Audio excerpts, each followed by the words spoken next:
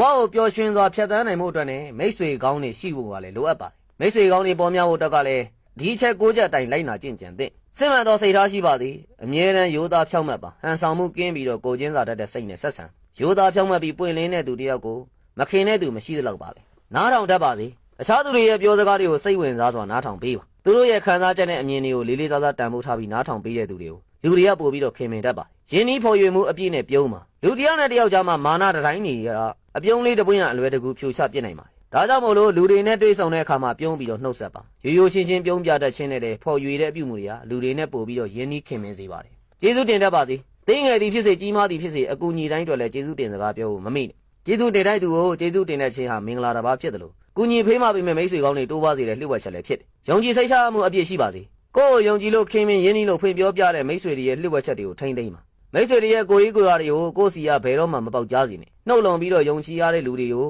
လူတိုင်းကမယင်းစင်ရင်လို့သတ်မှတ်ပြီးတော့ယုံကြည်တတ်ကြပါတယ်အားပေးပါမိတ်ဆွေတရားအောင်မြင်မှုစ조사နေချိန်မှာအားတက်တရောထောက်ခံအားပေးမိတ်ဆွေတရားခက်ခဲနေချိန်မှာလည်းဘေးရရှိနေပြီးတော့ထောက်ခံအားပေးပါဒါလည်းမိတ်ဆွေကောင်းတယောက်ရဲ့အမှုကျင်လည်းဖြစ်ပါတယ်ဟာသညံရွှင်ပါစေရီမောပွဲရာတွေကိုပြောဆိုပြီးစကားဝိုင်းကိုစီကားပျော်ရွှင်အောင်လုပ်တတ်တဲ့လူတွေဟာလူချစ်လူခင်ပေါများပါတယ်အချိန်ပေးပါမိသားစုအတွက်အချိန်ပေးသလိုမိတ်ဆွေတွေနဲ့လည်းအချိန်ပေးတတ်ပါစေဒီလိုနဲ့ပဲမိတ်ဆွေများနဲ့တွေ့ဆုံအချိန်ကုန်ဆုံးရင်းနဲ့အတူတူလှုပ်ဆောင်ရမယ့်အခွင့်အလမ်းတွေကိုတိုင်ပင်ကြဆွေးနွေးကြရင်အခွင့်အလမ်းသစ်တွေပေါ်ထွက်လာနိုင်ပါတယ်ခင်မင်မှုကိုစကားနဲ့တာမကလက်တွေ့ပြပါပြသပေးပါမိတ်ဆွေတယောက်ခက်ခဲနေခြင်းအကူအညီလိုအပ်နေချိန်မှာနှုတ်ဤဆောင်မှခြင်းသာမကပဲလက်ဤဆောင်မှခြင်းတို့နဲ့ကူညီဖေးမှဝေမလေးပါနဲ့ဒီအချက်6ချက်အတိုင်းလိုက်နာဆောင်ရွက်ခဲ့ရင်သင်ဟာမိတ်ဆွေကောင်းပေါ်များစွာနဲ့ဘဝကိုဖျက်ဆီးနိုင်ပါလိမ့်မယ်